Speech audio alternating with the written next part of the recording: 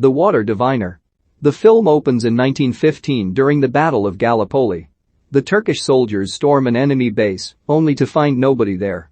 They see a trap that's activated by a water weight, setting it off without hurting anyone. They see that the Anzacs have retreated, and the soldiers celebrate. 4 years later in Australia, Joshua Connor, Russell Crowe, walks with his dog to a dirt field. He digs a deep well and hits water at the bottom.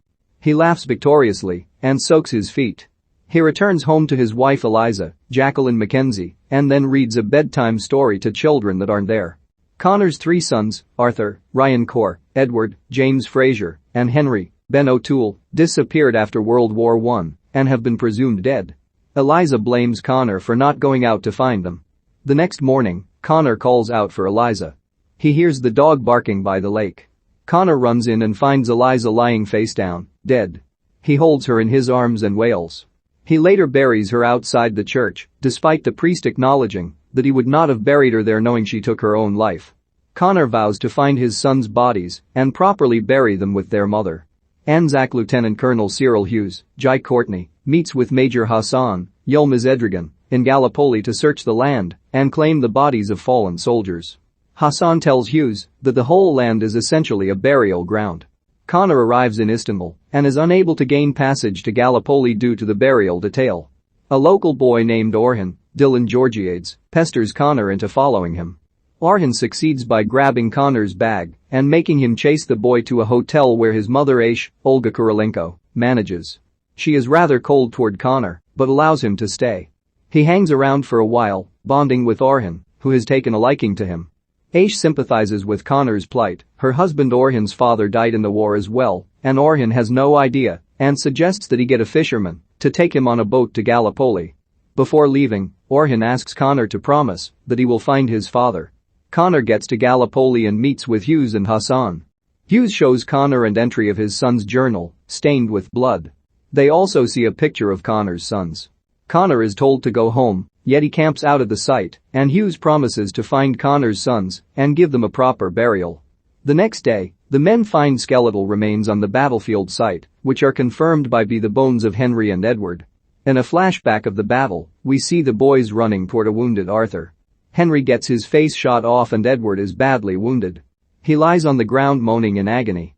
A sergeant whispers to Connor and suggests that it was Hassan's fault that his boys died as he oversaw the defense in the area and had any casualties executed. Connor charges with fury toward Hassan, only to get whacked with a wooden cross. Unfazed, Hassan later tells Connor, after recognizing his surname, that Arthur is still alive and has been taken prisoner. Connor goes back to Istanbul to try and find out which prison camp Arthur is held at, to no avail. What's more, the British consul wants to deport him for traveling to Gallipoli. He stays at Aisha's hotel again. He spends more time with her and Orhan on the town, engaging in Turkish culture. Connor and Aisha even begin to form a connection. Aisha's brother-in-law Omar, Steve Bastoni, pressures her into marrying him and to tell Orhan what really happened to his father. She is still grieving and is not ready to move on.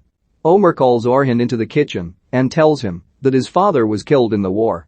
Aisha angrily strikes Omar and he retaliates.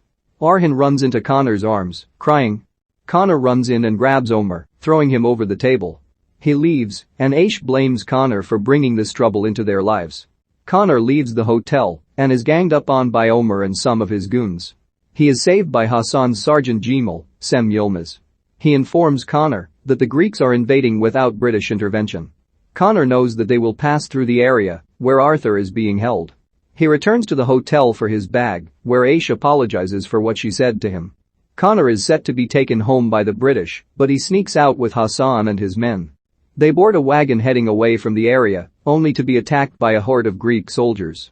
In the violent struggle, only Connor, Hassan, and Cemal make it out alive. Connor saves them as they are nearly killed by a Greek soldier. The men ride horses into a town that Connor recognizes from a recurring dream. This is where he finds Arthur, alive but still suffering from PTSD and guilt. The two embrace. Arthur tells his father what happened the night his brothers died. After Henry was killed, he laid next to Edward, who was shot and was bleeding out. Arthur grabbed Edward's gun and Mercy killed him after they said they love each other. Arthur blamed himself for their deaths and felt he could not return home. The Greeks then start to attack the town. Connor and Arthur run toward a well. Arthur still feels too guilty to go home, but Connor tells him that he has nowhere to go without his son. The two jump in the well and swim out toward the river, evading the Greeks. Arthur joins Connor as they go back to the hotel. Arhin jumps into Connor's arms when he sees him. Aish makes Connor some coffee as he sits outside. The two smile at each other, hinting that they have both fallen for one another. The film is dedicated to the many lost and nameless soldiers that fought in World War I and still live on in the hearts of their families.